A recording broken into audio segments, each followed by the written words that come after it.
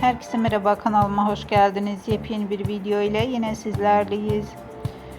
Kanal 7 ekranlarının sevilen günlük dizilerinden olan Kan Çiçekleri dizisinin güzel oyuncusu Yağmur Yüksel'den yepyeni görüntüler geldi. Yağmur Yüksel birbirinden muhteşem görüntüleri sosyal medya hesabında yayınladı.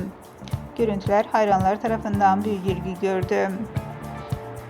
Fotolara ve video görüntülere kısa sürede binlerce beğeni ve yorum geldi. Biz de bu görüntüleri sizlere sunuyoruz. Umarız videomu beğenirsiniz.